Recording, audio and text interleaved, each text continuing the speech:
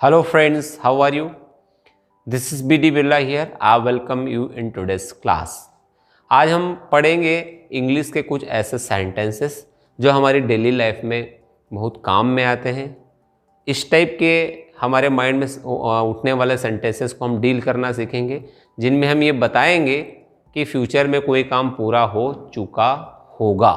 ठीक है, आपको भी ऐसा बोलना पड़ता होगा कि 10 बजे तक तो हमारी स्कूल शुरू हो चुकी होगी। ठीक है, 5 बजे तक हम इंदौर पहुंच चुके होंगे। 2 साल बाद मेरी सरकारी नौकरी लग चुकी होगी। ठीक है, सुबह तक हम हरिद्वार पहुंच चुके होंगे। इट मीन्स कि ऐसे काम जो भविष्य में हम या कोई भी व्यक्ति पूरा कर चुका होगा, ऐसे कामों को आज हम बताना सीखेंगे इंग्लिश में। ठीक है, तो इंग्लिश में ऐसे सेंटेंसेस को बनाने के लिए क्या स्ट्रक्चर है? सबसे पहले तो ये इस टाइप के जो सेंटेंसेस हैं वो फ्यूचर परफेक्ट टेंस जो होता है उसके अंडर में बनाते हैं हम इस टाइप के सेंटेंसेस। तो टेंस के थ्रू हम उसको पढ़ेंगे, future perfect tense.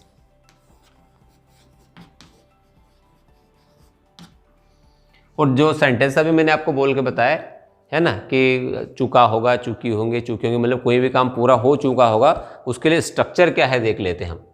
Subject plus will have plus verb का थर्ड फॉर्म प्लस ऑब्जेक्ट।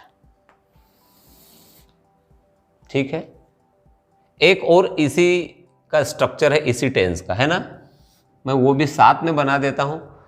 वो डबल वाले सेंटेंसेस बनाएगा जिसमें 2 सेंटेंस रहेंगे। जैसे हमारे पहुंचने से पहले ही ट्रेन जा चुकी होगी, हमारे स्कूल पहुंचने से पहले ही पीरियड शुरू हो चुका होगा, हम स्टेडियम पहुंचेंगे उसके पहले ही मैच शुरू हो चुका होगा। 2 सेंटेंसेस आ रहे हैं। एक सेंटेंस के लिए ये स्ट्रक्चर है और जो डबल सेंटेंस आ रहा है उसके लिए मैं भी स्ट्रक्चर लिखता हूँ, फिर एग्जाम्पल से हम उसको क्लियर करेंगे। उसका स्ट्रक्चर इस प्रकार से रहेगा, सब्जेक्ट प्लस विल हैव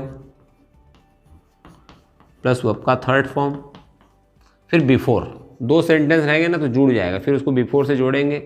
फिर यहाँ रहेगा सब्जेक्ट प्लस वर्ब का फर्स्ट फॉर्म एस और फिर ऑब्जेक्ट, मतलब प्रेजेंट सिंपल का यूज़ करेंगे इसमें, ये फ्यूचर परफेक्ट का। ठीक है, तो ये स्ट्रक्चर से कैसे सेंटेंस बनेंगे, इससे कैसे सेंटेंस बनेंगे, इसको हम पहले समझ लेते हैं। ठीक है, राम 2 बजे तक होमवर्क कर चुका होगा, मतलब काम भविष्य में क्या हो गया होगा, पूरा हो गया होगा।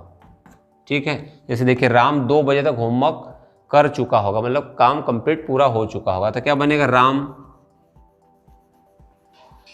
विल हैव कंप्लीटेड, या डन भी लगा सकते हैं, completed homework till 2 o'clock। Ram 10 बजे तक काम पूरा कर चुका होगा, होमवर्क पूरा कर चुका होगा। ठीक है, सी विल हैव कुक्ड फूड, उसी का एग्जांपल दे रहा हूं, मतलब इसी स्ट्रक्चर का है ना। She will have cooked food till 10 o'clock, वह 10 बजे तक खाना बना चुकी होगी।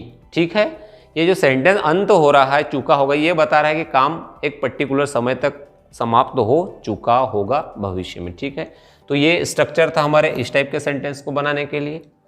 मगर कभी कभी जो है ये जो है एक स्ट्रक्चर हम दूसरा आपके सामने लिखा, ये भी बहुत काम का, इसमें लोग बहुत कंफ्यूज होते हैं। ठीक है, बना नहीं पाते हैं, इसको सीखना आपको बहुत जरूरी है क्योंकि इसकी बहुत आवश्यकता होती है। जैसे अब मैं इसका एक एग्जाम्पल लिखता हूँ फिर आपको बताऊंगा। ठीक है, हमारे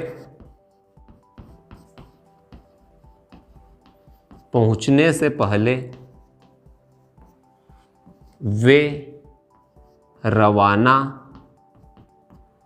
हो चुके होंगे, हमारे पहुंचने से पहले वे रवाना हो चुके होंगे। ठीक है, देखिए इसमें 2 काम हो रहे हैं। आप देखिए एक काम तो ये हो रहा है कि वे रवाना हो चुके होंगे और ये हम पहुंच रहे हैं, हम पहुंच भी रहे हैं और वे रवाना भी हो चुके हैं। दो व्यक्ति काम करने वाले, ये एक सब्जेक्ट ये काम करने वाला, एक हम काम कर रहे हैं, एक तो काम हम कर रहे हैं, हम भी पहुंच रहे हैं और ये लोग भी रवाना हो रहे हैं। ठीक है, हमारे पहुंचने से पहले वे रवाना हो चुके होंगे। दो सेंटेंस है, तो दो सेंटेंस को बनाने के लिए मैंने यहाँ पर स्ट्रक्चर ये लिखा हुआ है।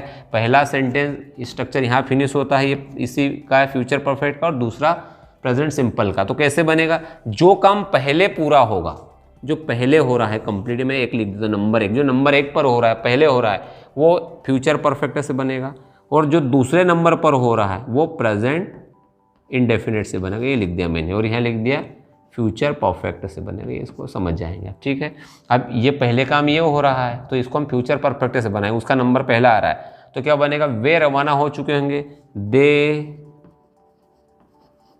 Will have left. लेफ्ट आने क्या होता है, रवाना। They will have left before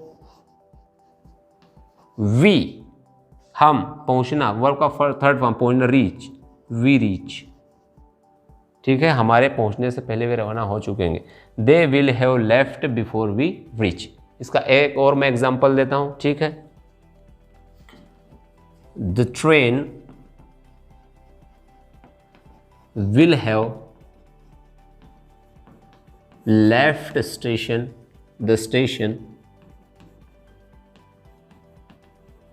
before we reach। हमारे पहुंचने से पहले ट्रेन रवाना हो चुकी होगी, भविष्य में काम समाप्त हो चुका होगा। ठीक है, तो आज हमने सीखा कि कोई भी काम भविष्य में पूरा हो चुका होगा तो उसका एक स्ट्रक्चर हमने बनाया। इसके नेगेटिव बन जाएंगे।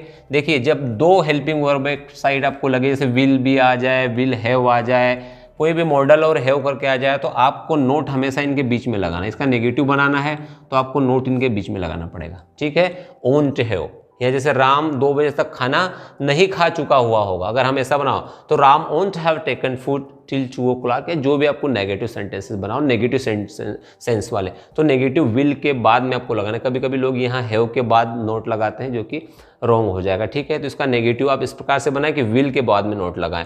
इंट्रोगेटिव बनाना है तो क्या से सेंटेंस शुरू हो तो विल को आगे ले आएंगे, अगर इंट्रोनेगेटिव बनाना हो तो ओंट को आगे ले आएंगे। प्रीवियस वीडियोस में भी आपने देखा होगा कैसे हेल्पिंग वर्ब को आगे ले जा करके इंट्रोगेटिव बनाते हैं, इंट्रोनेगेटिव बनाते हैं, कैसे नोट लगा करके नेगेटिव बनाते हैं। तो आप इसके नेगेटिव भी नहीं लगा करके बना सकते हैं कि मम्मी 10 बजे तक खाना नहीं बना चुकी होगी, उनके आने से पहले हम वहाँ नहीं पहुँच चुके होंगे, तो नेगेटिव के लिए आपको नोट लगाना है। ये पूरा कंसेप्ट आपको 2 स्ट्रक्चर में समझ में आ जाएगा। ये जो स्ट्रक्चर है सेकेंड वाला, इसका बहुत यूज़ होता है जब हम बात करते हैं किसी से नेचुरली, तो ये चीज़ें हमारे सामने आती हैं। तो आपने देखा होगा स्ट्रक्चर को, आप एक बार इसका स्क्रीनशॉट भी ले सकते हैं। मैं साइड में हो जाता हूँ ताकि स्ट्रक्चर आपके पास रहे, इसको नोट करते जाएगा स्ट्रक्चर को, और इन्हीं स्ट्रक्चर्स की हेल्प से आप जो है सेंटेंसेस बनाइएगा। कमेंट बॉक्स में भी आप सेंटेंसेस छोड़िएगा। ठीक है, तो आज के लिए इतना ही। मिलते हैं हमारी नेक्स्ट वीडियो में इंग्लिश की किसी नेक्स्ट इन्फॉर्मेशन को लेकर के, जो आपकी मदद करेगी इंग्लिश सीखने के लिए। Thanks for watching this video.